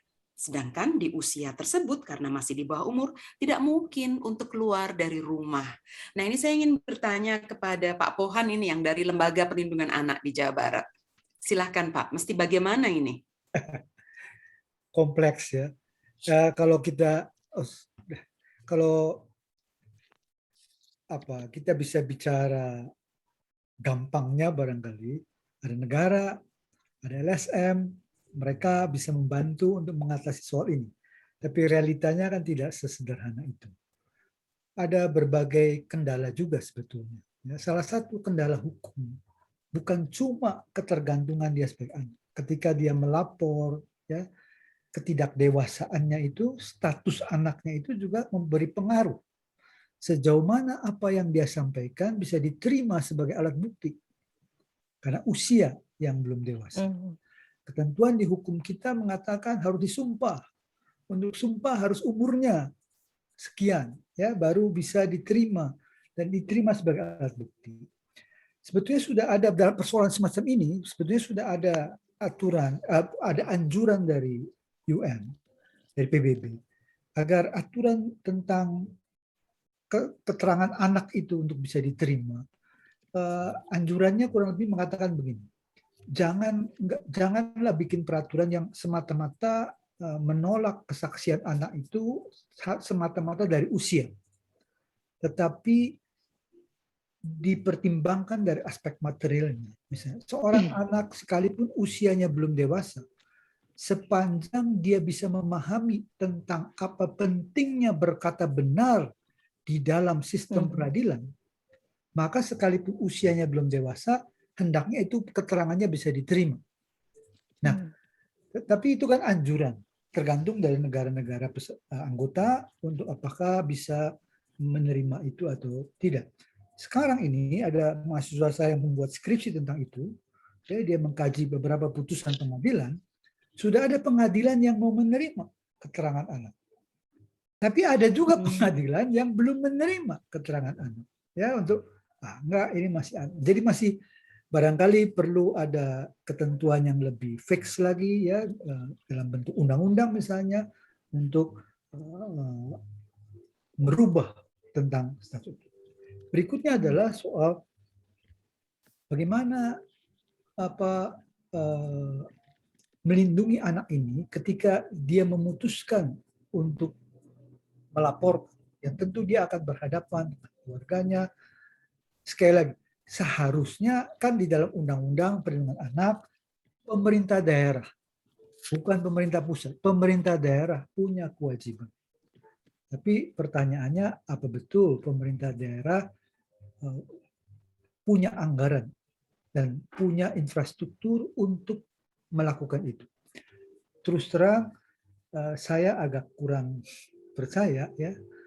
Saya lebih percaya seandainya lebih banyak LSM, lebih banyak lembaga swadaya masyarakat yang bekerja di bidang itu dengan dana yang cukup untuk bisa melindungi mereka ketimbang pemerintah. Kenapa? Karena kalau pemerintah itu dilakukan oleh pegawai nanti, ya, penanganannya itu oleh pegawai, oleh orang yang bekerja, oleh orang yang melamar dan ditempatkan untuk pekerjaan itu. Bukan mereka yang karena ketertarikannya, bukan mereka karena idealismenya. Sedangkan di LSM, menurut saya, mereka yang bekerja di sana adalah mereka yang memang punya minat. Jadi menurut saya seharusnya negara bekerja sama saja, ya, memberdayakan LSM, bagaimana mendanainya, memfasilitasinya dengan segala bentuk pertanggung jawab agar mereka bisa menjadi tangannya negara untuk melaksanakan tugasnya yang ada di dalam Undang-Undang Perlindungan Anak. Sudah ada ketentuan, ya, yang mewajibkan mereka untuk melakukan perlindungan terhadap anak-anak. Begitu, Mbak. Baik, terima kasih banyak Pak Pohan. Ini ada banyak sekali pertanyaan dan sungguh apresiasi yang luar biasa untuk Anita, Anissa, Arta, Dini, Winarsih, Solehatun Marfuah, kemudian juga Anissa Dwi Aprilia, Nabila, Milka, Opi, Hana yang sangat aktif di forum chat ini. Ada yang raise hand ini, Mbak Anita. Mbak Anita raise hand ya ini. Apakah ada pertanyaan maksudnya? Iya, ada nggak ada pertanyaan, ada pertanyaan juga tapi ada mengomentari juga Bu gitu ya. Saya juga termasuk dari korban KDRT gitu Bu. Dari mencermati hasil diskusi ini, menurut saya intinya domestiknya yang harus ditekankan lebih baik. Jadi pendidikan dalam kesejahteraan keluarga itu harus lebih diarahkan lebih baik lagi agar tidak terjadi ada di dalam keluarga itu seperti saya dipaksa harus mau menikah dengan si X, kemudian dijodohkan, kemudian masyarakat tidak mau melindungi juga. Ternyata saya setelah menikah mendapatkan suami yang temperamen, KDRT fisik maupun lisan. Kemudian dari pengalaman saya selama ke birokrasi pengadilan agama, bukan ke pengadilan agama, ke kantor agama gitu ya. Saya pernah mengalami semacam pelecehan. Saya dibilang kurus dan diraba-raba anggota tubuh saya, dan saya tidak ridho. Akhirnya saya kabur gitu ya Bu. Saya ini minta tolonglah. Ternyata di lapangan itu seperti itu saya diperlakukannya. Kemudian memang betul ya, suami saya itu termasuk yang harus diobati secara psikis ya. Saya ternyata mengamati segala tingkah lakunya karena latar belakang keluarganya sangat temperamen juga ya Bu, dari Madura, Sumatera gitu kan. Kemudian sangat pressure karena dia orang yang paling anak pertama gitu. Dari perjalanan pengalaman saya rumah tangga yang dipaksa bagaikan yang dinding pandinding tuh orang Sumatera ya, situ Nurbaya gitu ya, nggak enak gitu ya. Saya dipaksa sama orang tua tuh sebenarnya saya nggak enak bener, nggak ada rasa nyaman. Saya pikir menikah dengan orang yang berpendidikan itu wow gitu, saya bisa nyaman, bisa hidup sejahtera. Ternyata salah sekali gitu, orang tua saya sangat menyayangkan gitu ya. Terus lingkungan birokrasi pemerintah tidak sama sekali. Ada terkait juga orang yang baik bagian hukum juga sama gitu. Semuanya karena menekankan lebih ke pelecehan gitu Bu. Jadi akhirnya saya juga ke Jari itu hanya bisa sebatas curhat saja, tapi saya sangat berterima kasih juga gitu. Tetapi dalam hal apapun yang saya lagi ambigu dalam keputusan saya tertekan ini di domestik dari perlakuan orang tua yang dahulu gitu, hingga sampai saya berumah tangga, sehingga sampai saya lulus S2 gitu. Biaya saya menanggung pendidikan saya sendiri, orang tua saya almarhum orang tua saya tidak ridho untuk saya studi di sarjana, saya bisa bangkit sendiri. Akhirnya saya menyimpulkan bahwa apapun permasalahan saya yang menanggungnya sendiri. Jadi saya harus percaya diri sendiri. Tetapi Jari sangat membantu, tetapi akhirnya saya akumulasi bahwa apapun any problem saya, selalu saya harus menanggung saya sendiri. Saya sudah pisah rumah dengan suami saya suami saya di Cimahi, saya di apartemen dengan biaya hidup saya sendiri. Jadi saya hanya berkomentar itulah, saya rasa tidak nyaman gitu ya. Tidak ada kurang perangkulan, jadi hanya sebatas mendengarkan saja. Jadi saya juga harus gimananya whatever untuk hidup gitu ya. Semuanya kebanyakannya dari mendengar pengalaman yang dari KDRT itu harus berani struggle sendiri itu. Jadi namanya birokrasi pemerintah maupun hukum gitu sangat kurang sekali. Tetapi kalau Jari, alhamdulillah saya merasa senang walaupun hanya sebatas bisa mendengarkan curhatan saya. Sekian, terima kasih. Assalamualaikum warahmatullahi wabarakatuh. Waalaikumsalam. Terima kasih banyak Ibu Anissa. Peluk untuk Bu Anissa dan simpati kami semua. Iya. Bu Anissa. Anita. Oh, Anita ya, Anita. Anita, maaf. ya. Ya, maaf Bu Anita. Nggak apa-apa. Simpati kami dan dukungan moral Iya. yang kuat untuk Bu Anita ya. Memang Iya. banyak orang mengatakan bahwa Mhm. sebenarnya bicara adalah sebuah awal dari upaya kita mencari solusi dan itu bisa menjadi terapi ya. Saya Iya. ingin tanyakan ini kepada Bu Kristi yang psikolog ini ya. Ketika Iya. kita mencoba mencari support system ya. Tadi kalau cerita Bu Anita, suaminya berpendidikan loh. Kok ternyata ketika kita bicara tentang kekerasan, tentang superioritas dan supremasi, mungkin jenis kelamin, mungkin ada masalah psikis juga yang dialami oleh pasangan kita, begitu ya. Ternyata pendidikan tinggi tidak menjadi jaminan bahwa orang ini akan sehat mentalnya, sehat cara pandangnya terhadap orang lain. Lalu support system seperti apa yang bisa sebenarnya kita dapatkan, Bu Kristi, ketika kita ingin mencari teman, ingin melepaskan beban, mungkin tidak akan menyelesaikan masalah, tetapi paling tidak menyelesaikan banyak perkara yang tidak langsung tuntas, tapi lebih tenang, lebih lega begitu. Support system seperti apa, Bu Kristi, yang terbukti bisa efektif sebenarnya?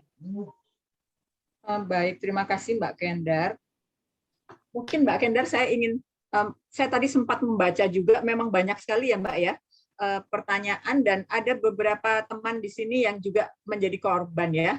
Jadi kami sangat menghormati apa yang sudah diceritakan oleh teman-teman, semoga bisa bertemu dengan penyelesaian masalah yang lebih baik ya. Ada juga Mbak Asyari itu ya Mbak Kendar kayaknya. Nah, betul, Asyari juga mengalami. Ya, betul. Nah, pertanyaan Mbak Kendar, mungkin saya menjawab dari dua sisi ya. Kalau dari sisi korbannya sendiri, apalagi tadi ada juga pertanyaan ini bagaimana kalau anak? Dia kan tidak bisa keluar dari rumah, semuanya orang dewasa. Apa yang harus dilakukan gitu ya? Untuk anak, kalau dari dirinya sendiri memang agak susah nih ya. Tapi sekarang kita bicara korban yang mungkin sudah lebih dewasa. Untuk korban yang sudah lebih dewasa, remaja mungkin juga sudah lebih mudah ya melakukan tindakan tertentu. Barangkali coba dilihat di sekitar kita, siapakah yang tampaknya lebih memberikan dukungan dan tidak bersikap menyalahkan. Cukup sering orang di sekitar kita itu sepertinya malahan menyalahkan, atau ketika kita bercerita malah dia sebarkan cerita kita ke orang lain gitu ya. Jadi coba dilihat di sekitar kita siapa yang tampaknya memberikan dukungan dan cukup bersedia mendengarkan, itu barangkali kita bisa meraih mereka. Artinya mulai bercerita, ini ibu saya melakukan ini misalnya gitu ya. Nah, kalau untuk dari sisi masyarakat, memang ini hal yang susah kan, tadi semua kita sudah membahasnya, ini kompleks sekali. Dari sisi masyarakat, saya rasa memang ini menjadi tanggung jawab kita sih, yang tadi Ibu Ilsa juga sudah sampaikan, dan tadi ada beberapa teman ya yang bertanya bagaimana bisa menjadi relawan. Saya rasa perlu lebih banyak dari kita yang memiliki kepedulian, bersedia melakukan langkah-langkah yang kita bisa gitu ya, untuk membantu orang lain. Seperti tadi Rita kan juga cerita, anak kecil mungkin tidak bisa melakukan apa-apa. Jadi tadi Rita juga bilang, saya jadinya sedih kalau melihat anak kecil yang mengalami itu. Mungkin perlu lebih banyak orang-orang yang seperti itu tuh Mbak Kendar, yang peduli ya. Jadi sedih kalau melihat ada situasi kok kayak gitu ya, dan kita bergabung dengan kelompok tertentu, mengadvokasi dengan cara yang lembut gitu. Tadi kan juga ada pertanyaan-pertanyaan bagaimana nih kalau di sekolah terjadi. Jadi kita mulai menyampaikan pandangan-pandangan kita kepada orang-orang lain di sekitar kita, yang kita mulai dari orang yang menurut kita peduli dan lebih paham. Setelah itu bersama-sama dengan dia, kan jadinya bukan cuma satu orang nih, teman-teman ya. Jadi kita punya teman lain yang juga punya kepedulian. Lalu berdua kita cari lagi terus seperti itu yang juga dilakukan oleh Jari, itu yang juga dilakukan oleh Yayasan Pulih sih, makin lebar menguatkan kita sendiri agar juga kita bisa membantu lebih banyak orang. Itu saja yang kita bisa lakukan sih ya. Seperti itu Mbak Kendar. Baik, terima kasih banyak. Memang hidup adalah sebuah siklus yang tidak akan pernah membebaskan kita dari masalah. Tetapi ketika kita memulainya dengan sadar bahwa terjadi masalah, disitulah mudah-mudahan terkuak cara untuk mengatasinya. Nah, saya tertarik sebelum kita beranjak ke bagian paling penutup ya dari diskusi hari ini adalah tentang evolusi berbagai organisasi sendiri. Saya mengenal Rifka Anissa sejak saya masih sekolah ya, dan sekarang saya senang bahwa laki-laki pun juga terlibat dan dijamah nih oleh Rifka Anissa.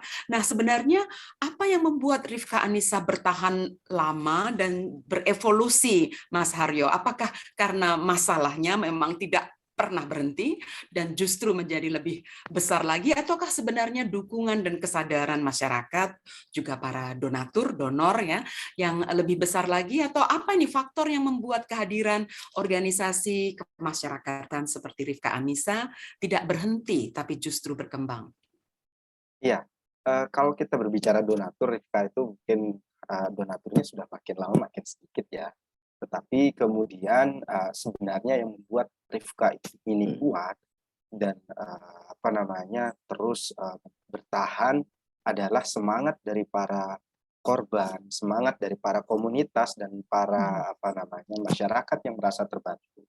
Semakin berkembangnya zaman di era sekarang, itu juga sebenarnya secara statistik banyak yang mengakses Rifka. Tahun 2020 dengan adanya pandemi, itu pun sudah mencapai 1.000 kasus yang masuk ke Rifka.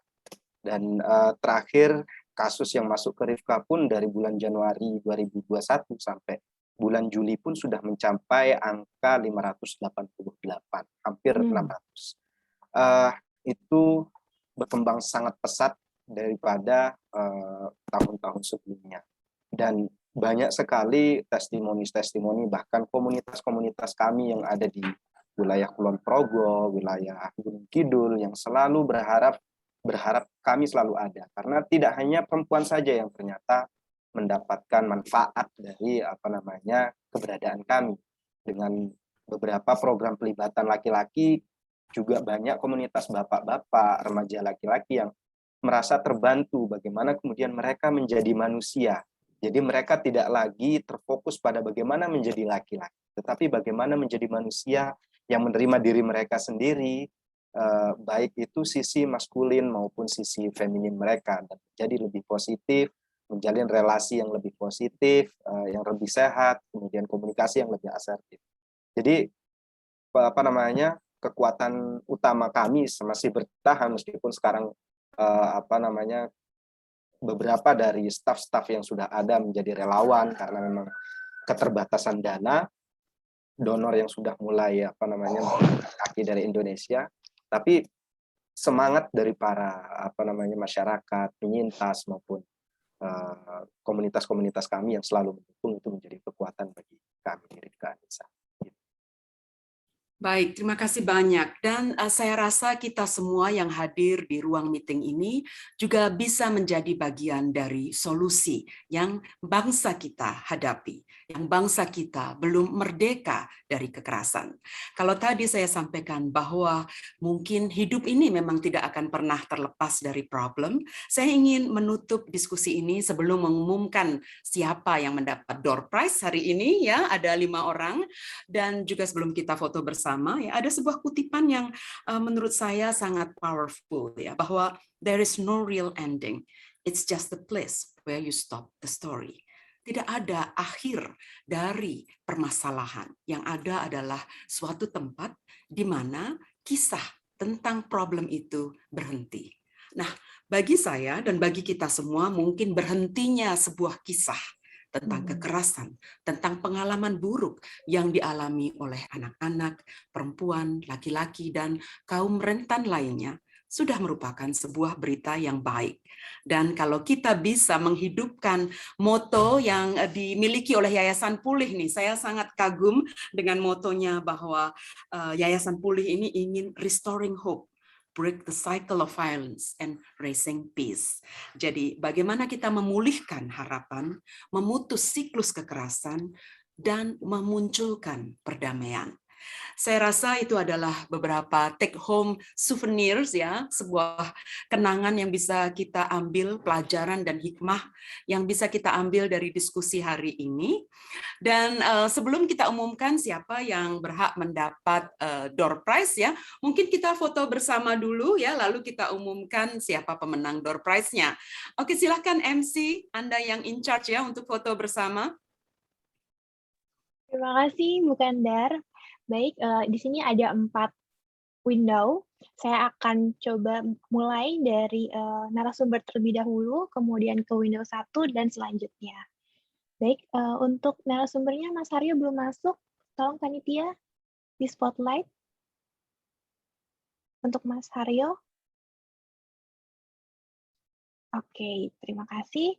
Baik, Ibu Bapak, izin saya foto. 1, 2, 3. Terima kasih. Berikutnya kepada peserta, untuk window pertama silakan dibuka. Untuk videonya silakan diberikan senyuman termanisnya. 1, 2, 3. Baik. Kemudian di window kedua. 1, 2, 3. Selanjutnya window ketiga. 1, 2, 3. Lalu yang terakhir 1, 2, dan 3. Baik, Ibu Kendra, sudah selesai semua di foto. Baik, sekarang tiba saatnya ya untuk mengumumkan siapa pemenang door prize-nya. Kita bikin yang agak fun ya teman-teman. Saya minta Bu Ilsa dari nomor 1 sampai 5. Bu Ilsa pilih 2 nomor, 1 sampai 15. Bu Ilsa sebutkan 2 nomor favorit Anda. Nanti akan kita trace, kita urutkan penanyanya ya, yang akan mendapat door prize. Nanti akan diberikan ke 5 orang, tapi Bu Ilsa pilih dulu 2 nomor. Dari 1 sampai 15, Bu Ilsa pilih nomor berapa nih? 2 dan 9. 2 dan 9. 2 dan 9. Nomor 2 adalah Anissa Dwi Aprilia dari Universitas Mula Warman. Dan nomor 9 adalah Mika, guru BK Jakarta. Itu adalah penerima door prize. Dan yang ketiga lainnya, saya undang Bu Kristi untuk sebutkan nomor selain 2 dan 9. Dari 1 sampai 15, Bu Kristi pilih 3 nomor dong, Bu. Selain 2 dan 9. Maaf? 14. 14. 7. 5. Oke, 14 Anita Komariati.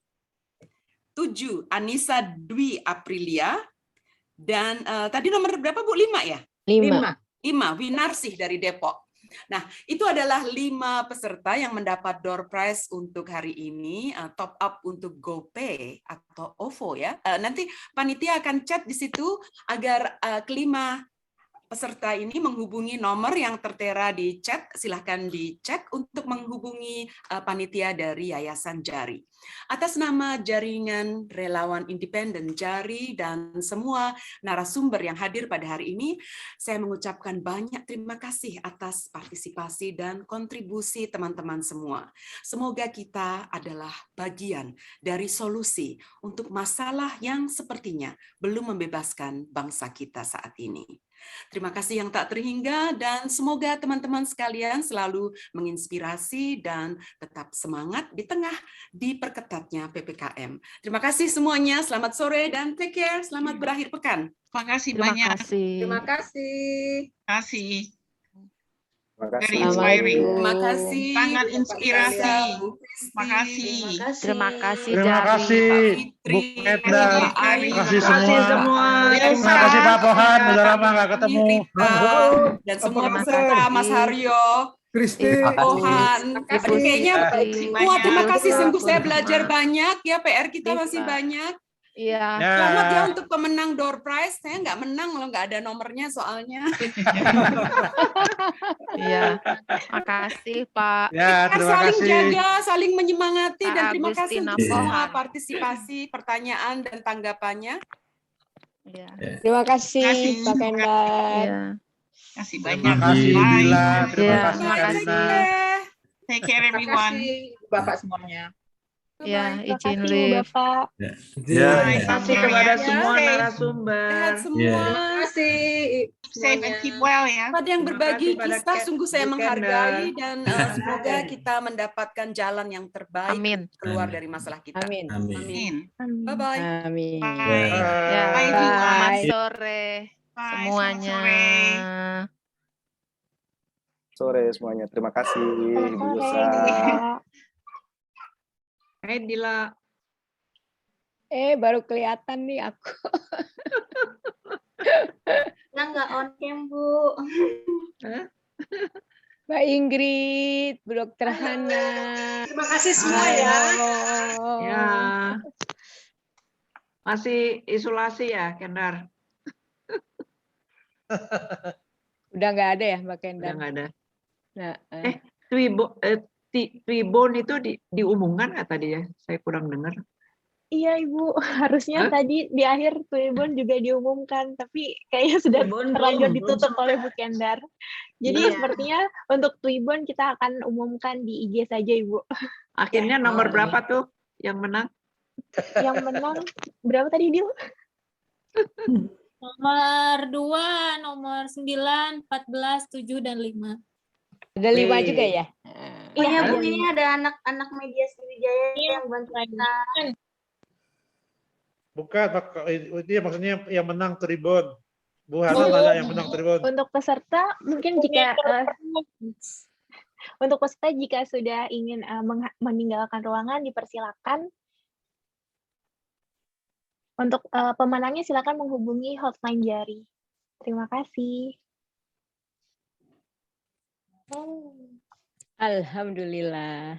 Bagus. Bagus lah, bagus. Alhamdulillah, Rabbil Alamin. Ya, Hebat Dila sama Karina. Dila, Karina, Pak Budi. Karina, Dila, terima kasih. Surni, wah hebat semua. Ya. Bu Teti, Bu. Ya. Yuk. Ingat nggak tadi Ibu Bu Anita? Itu yang sama Enggak. Ibu teh ya. Nggak ingat saya. Itu yang setiap jam 1 malam, jam 5 itu suka konsultasi sama saya. Oh itu ya Bu Turni ya. Iya.